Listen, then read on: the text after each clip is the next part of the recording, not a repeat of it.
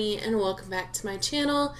Today I want to talk about the classic books that I want to read in 2020. And I know it's kind of late in the year to do this list, but to be honest, I forgot to make it when I was making my other videos, so we're just gonna do it now. One of my goals for this year was to read at least one classic per month. I want to get back into reading classics, so most of the books on this list I've actually read before, but it's been a while, so I'm due for a reread. So let's just jump right in. The first classic that I want to read is Lord of the Flies by William Golding, and I have actually read this at the time of making this video, so I'll link my review. I won't tell you my thoughts. You'll have to go check it out. The next 6 books are for the Austen Anon read-along, where every month we are reading a book by Jane Austen and discussing it. And Jane Austen is the first classic author that I ever completely fell in love with. And Pride and Prejudice is definitely in my top 10 favorite books of all time. So I'm really excited to jump back into all of these. Those books are Northanger Abbey, Sense and Sensibility, Pride and Prejudice, Mansfield Park, Emma, and Persuasion. And in case you're wondering, these are the Word Cloud Classic editions. I got these on Amazon for a really good price. Next is a book that is actually really special to me, and I haven't read this book in so long I could not tell you any of the smaller details, but that book is Wuthering Heights by Emily Bronte. And what's cool is I actually have this really amazing, gorgeous edition from the Franklin Library that my aunt gave to me. She's not biological. She, got into the family, but she was actually related to the Brontes. So she included like a family tree that I could see, and this edition is just gorgeous. It's got some illustrations in it, and it's got golden edges, and I have been wanting to reread this since I got it, and I've flipped through it and read a little bit, but I haven't done a reread. This book is so special to me, so I'm really excited to get back into it and rediscover why I like this book, especially having that really special connection with this actual book. Next is one of my favorite books of all time, and I'm due for a reread because I've only read it twice, but it's been a while. And that is Anna Karenina by Leo Tolstoy. She's a thick girl, but I think this story is absolutely beautiful, and it really explores just family and family life and a little bit of mental health and just feeling trapped and just reaching your limits. And there's so many stories within this story. It's so wonderful, and I remember the first time I read it, it took me about 2 months because it's so dense, but it's so rewarding. And I had a conversation with one of my coworkers recently. He loves Russian literature too, and we were talking about how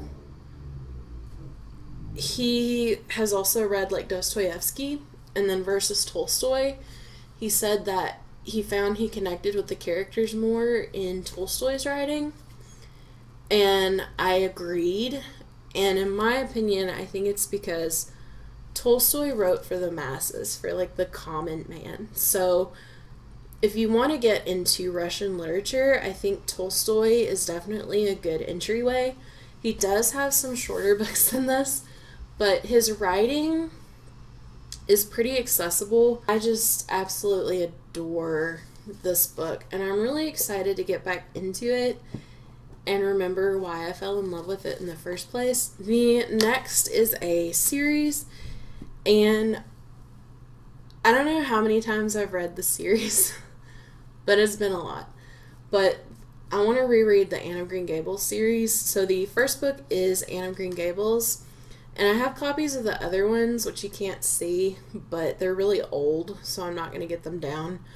But after Anne of Green Gables, there's Anne of Avonlea, Anne of the Island, Anne of Windy Poplars, Anne's House of Dreams, Anne of Ingleside, Rainbow Valley, and Rilla of Ingleside. And this series is so special, and Anne is such a captivating, wonderful, endearing character that I've really, really been enjoying going through these and rediscovering why I love them so much. And I don't have the copies on me, but I also want to reread the Lord of the Rings trilogy, and that would be the Fellowship of the Ring, the Two Towers, and the Return of the King.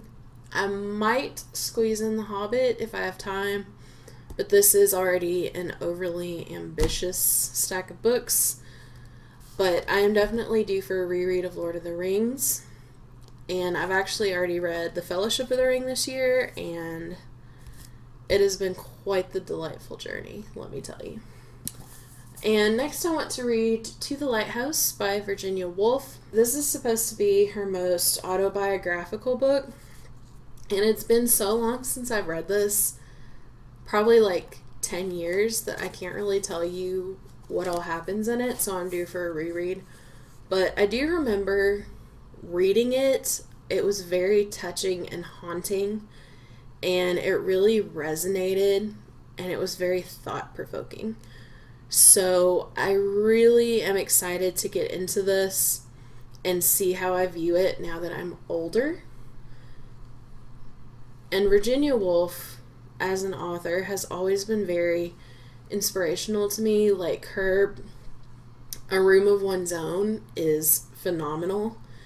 So that would be a good place to start, but also shorter books like this, super jazzed. And finally, I don't know how many times I've read this book, but I want to reread it yet again, and that is Jane Eyre by Charlotte Bronte. I know this is like the stereotypical, I love this classic, but this book means a lot to me.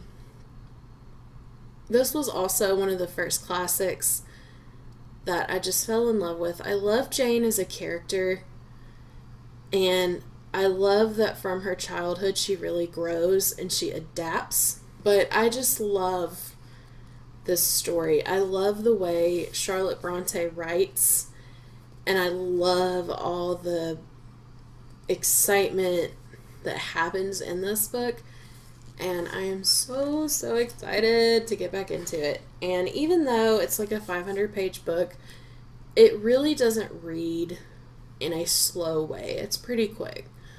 So I am super excited. But yeah, I'm sure I'll read other classics, but these are the ones I definitely want to get to this year. And I'm so excited. So, are you guys planning on reading classics this year? If so, which ones? Have you read any of these? Let me know. As always, if you like this video, make sure to give it a thumbs up and click the subscribe button down below. Thank you so much for watching, and I will see you guys next time. Bye.